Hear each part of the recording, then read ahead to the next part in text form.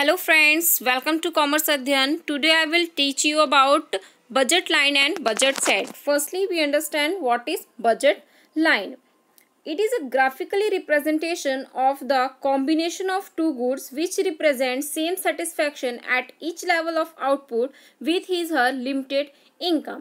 मतलब कि budget line एक ग्राफिकली रिप्रेजेंटेशन है. किसका ग्राफिकली रिप्रेजेंटेशन है? किसी भी दो गुड्स के कॉम्बिनेशन का रिप्रेजेंटेशन है जो कंज्यूमर अपने गिवन इनकम से क्या करता है, उस कॉम्बिनेशन को परचेस करता है. और जो भी वो कॉम्बिनेशन को परचेस करता है उसमें हर एक कॉम्बिनेशन से जो मिलने वाला सेटिस्फेक्शन लेवल होता है वो क्या होता है, सेम होता है. मीन्स जो बजट लाइन है वो एक ग्राफिकली रिप्रेजेंटेशन है किसी भी दो गुड्स के कॉम्बिनेशन का जो क्या करता है, कंज्यूमर अपने गिवन इनकम से उसको परचेस करता है. और इसमें से जो मिलने वाला सेटिस्फेक्शन लेवल होता है वो हर एक सेटिस्फेक्शन लेवल होता है जो हर लेवल में क्या होता है, सेम होता है.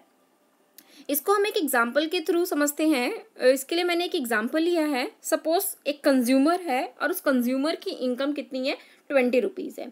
ठीक है, उसको दो गुड्स परचेस करना है, एप्पल और चेरी. एप्पल की प्राइस है 4 rupees per unit and cherry की प्राइस है 2 रुपीज़ पर यूनिट. अगर वो कंज्यूमर अपनी पूरी इनकम मतलब जितनी भी उसकी इनकम है 20 रुपीज़ वो चेरी को परचेस करने में इन्वेस्ट कर देता है तो उसको चेरी की 10 यूनिट्स मिलेंगी. 10 यूनिट्स कैसे मिलेगी? अपने पास 20 रुपीज़ इनकम थी और चेरी की प्राइस कितनी थी, 2 रुपीज़ थी. तो 20 डिवाइडेड बाय अगर 2 कर देते हैं तो हमको चेरी की कितनी यूनिट्स मिलेगी, 10 यूनिट्स मिलेगी. लेकिन जब चेरी की 10 यूनिट्स मिलेगी तो हमको एप्पल की कितनी यूनिट्स मिलेगी, 0 यूनिट्स मिलेगी. क्यों 0 यूनिट्स मिलेगी? क्योंकि हम एप्पल को परचेज ही नहीं कर रहे हैं. तो ये हो गया हमारा कॉम्बिनेशन ए. अब जब कंज्यूमर अपनी जो भी इनकम थी उसको एप्पल में भी खर्च करेगा, एप्पल को भी परचेज करेगा. अगर एप्पल की 1 यूनिट को परचेज करता है तो एप्पल की उसने 1 यूनिट को जब वो परचेज करेगा तो चेरी की वो कितने यूनिट को परचेज करेगा, 8 यूनिट को परचेज करेगा. क्यों 8 यूनिट को परचेज करेगा? क्योंकि एप्पल की प्राइस कितनी थी, 4 रुपीज़ थी. तो उसने एक एप्पल खरीदा मतलब कि 4 रुपीज़ का एक एप्पल खरीदा. तो उसकी इनकम कितनी बची, 20 माइनस 4 कितना हो गया, 16. तो वो 16 रुपीज़ में कितनी चेरीज परचेज करेगा, 8 चेरीज परचेज करेगा. क्योंकि चेरी की प्राइस कितनी है, 2 रुपीज़. तो 8 इंटू 2 कितना हो जाएगा अपना, 16 रुपीज़. तो ये हो गया हमारा कॉम्बिनेशन बी. फिर देखते हैं अगर एप्पल कंज्यूमर एप्पल को और कंज्यूम करता है मतलब कि एप्पल की यूनिट एक बार से बढ़ा के 2 कर देता है, एप्पल की 2 यूनिट को वो परचेज करता है तो चेरी की कितने यूनिट को परचेज करेगा, 6 यूनिट को परचेज करेगा. क्यों 6 यूनिट को परचेज करेगा? क्योंकि अब वो क्या कर रहा है, 2 एप्पल ले रहा है. तो 2 एप्पल की प्राइस कितनी हो जाएगी, 4 इंटू 2 8 रुपीज़ हो जाएगी. तो 20 माइनस 8 कितना हो जाएगा हमारा, 12 रुपीज़ हो जाएगा. तो मतलब 12 रुपीज़ उसकी इनकम बच रही है. अब वो 12 रुपीज़ में कितनी चेरीज खरीद सकता है, 6 चेरीज खरीद सकता है. और जैसे जैसे वो एप्पल की यूनिट्स को क्या करते जाएगा, बढ़ाते जाएगा. एप्पल्स की यूनिट जैसे जैसे बढ़ाते जाएगा वैसे चेरी की यूनिट्स क्या होती जाएंगी, धीरे धीरे कम होती जाएंगी.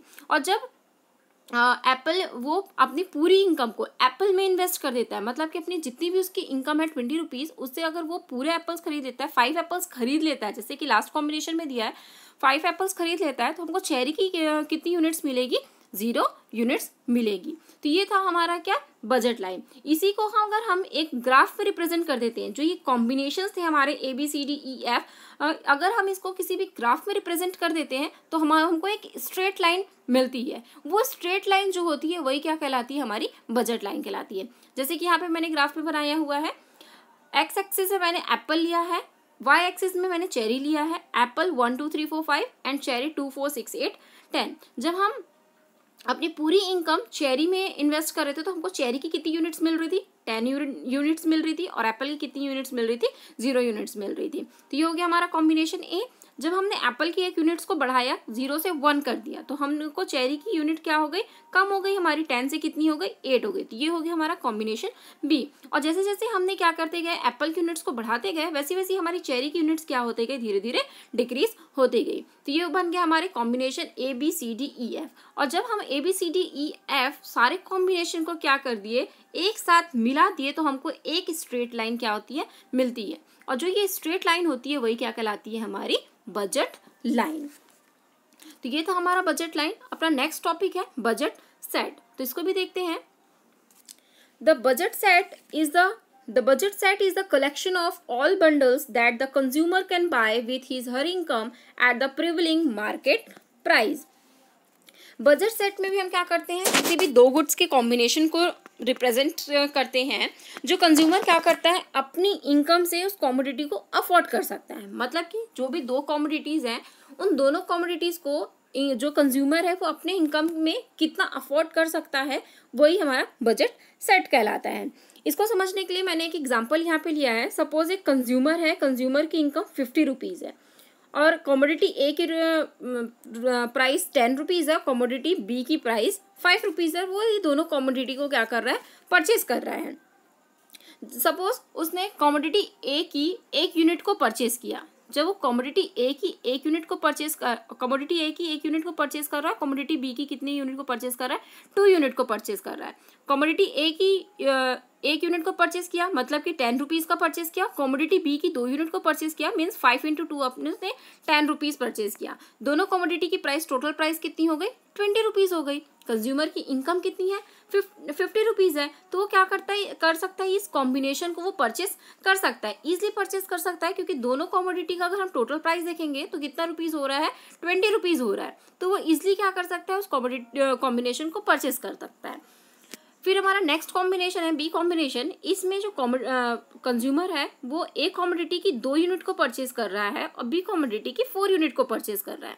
तो ए कॉमोडिटी की प्राइस कितनी हो गई, ए कॉमोडिटी की 1 यूनिट की प्राइस 10 रुपीज़ थी, वो 2 यूनिट्स को परचेज कर रहा है मतलब 10 × 2 कितना हो गया हमारा 20 रुपीज़। और कॉमोडिटी बी की वो कितनी यूनिट को परचेज कर रहा है, 4 यूनिट को परचेज कर रहा है और कॉमोडिटी बी की प्राइस कितनी है, 5 रुपीज़ है। तो 5 × कितना हो जाएगा, यहाँ पे 4 हो जाएगा। 5 × 4 कितना हो जाएगा, 20। और जब 20 + 20 कर देंगे तो हमारा कितना हो जाएगा, टोटल प्राइस दोनों कॉमोडिटी का 40 रुपीज़ हो जाएगा। हमारी इनकम कितनी है, 50 रुपीज़ की। तो ये कॉम्बिनेशन को भी क्या कर सकता है, कंज्यूमर इजिली अफोर्ड कर सकता है। मतलब उसकी जितनी भी इनकम है उस इनकम में वो ए और बी दोनों कॉम्बिनेशन को क्या कर सकता है, अफोर्ड कर सकता है। नेक्स्ट कॉम्बिनेशन है हमारा सी कॉम्बिनेशन। इसमें क्या कर रहा है, जो कंज्यूमर है ए कॉमोडिटी की 3 यूनिट को कंज्यूम कर रहा है, बी कॉमोडिटी की 6 यूनिट को कंज्यूम कर रहा है या कर सकता है। ए कॉमोडिटी की 1 यूनिट की प्राइस 10 रुपीज़ थी तो वो 3 यूनिट को कंज्यूम कर रहा है। तो 10 × कितना हो जाएगा हमारा 3 हो जाएगा। तो ये हो जाएगा हमारा टोटल 30 हो जाएगा। और बी कॉमोडिटी की उसने कितने यूनिट को कंज्यूम कर रहा है, 6 यूनिट को। और बी कॉमोडिटी का प्राइस कितना है, 5 रुपीज़ है। तो 6 × 5 कितना हो जाएगा हमारा 30। टोटल 30 + 30 टोटल प्राइस कितना हो जाएगा, 60 हो जाएगा। तो ये कॉम्बिनेशन को क्या कर सकता है, जो कंज्यूमर है वो अफोर्ड नहीं कर सकता। क्यों नहीं कर सकता, क्योंकि कंज्यूमर की इनकम कितनी है, 50 रुपीज़ है और यहाँ पे जो टोटल प्राइस है दोनों कॉमोडिटी की कितनी है, 60 रुपीज़ है। तो इस कॉम्बिनेशन को क्या कर कंज्यूमर अफोर्ड नहीं कर सकता। कहने का मतलब ये है कि जो बजट सेट है वो क्या करता है, उस दोनों गुड्स के उस पॉसिबल कॉम्बिनेशन को रिप्रेजेंट करता है जो कंज्यूमर अपनी गिवन इनकम में क्या कर सकता है, परचेज कर सकता है या अफोर्ड कर सकता है। बजट सेट और बजट लाइन में एक ही डिफरेंस ये रहता है कि जो बजट लाइन होता है उसमें जितने भी हम कॉम्बिनेशंस लेते हैं उसमें जो कंज्यूमर की इनकम होती है उस इनकम को पूरे हम क्या करते हैं, उसमें इन्वेस्ट करते हैं। जैसे कि हमने यहाँ पे एग्जाम्पल लिया था, उसमें हर एक कॉम्बिनेशन में हम क्या कर रहे थे, कंज्यूमर की हर एक इनकम को क्या कर रहे थे, इन्वेस्ट कर रहे थे। जैसे कि कॉम्बिनेशन ए में था 10 चेरी हमने लिया था तो 10 × और एक चेरी की प्राइस कितनी थी, 2 रुपीज़ थी। तो 10 × अगर हम 2 कर देते हैं तो कितना हो जाएगा, 20 रुपीज़ हो जाएगी जो हमारी कंज्यूमर की इनकम थी। और ऐसे ही हमने सेम कॉम्बिनेशन में क्या किया है, जो भी कंज्यूमर की जितनी भी इनकम थी 20 रुपीज़ उसको पूरा इन्वेस्ट किया है, ठीक। लेकिन बजट लाइन में ऐसा नहीं होता है, बजट सेट में ऐसा नहीं होता है। बजट सेट में वो सारे कॉम्बिनेशन होते हैं जो कंज्यूमर की इनकम के बराबर होते हैं और कंज्यूमर की इनकम के कम भी होते हैं। तो ये था हमारा budget set and budget line. Hope आप सभी को ये वीडियो पसंद आया होगा। अगर आपको ये वीडियो पसंद आए तो लाइक करिए, अगर हमारे चैनल को सब्सक्राइब नहीं किए तो सब्सक्राइब करिए। और अगर आपको कोई भी डाउट है, कोई भी क्वेरीज हैं तो अपनी क्वेरीज, अपने डाउट को कमेंट सेक्शन में हमसे शेयर करिए।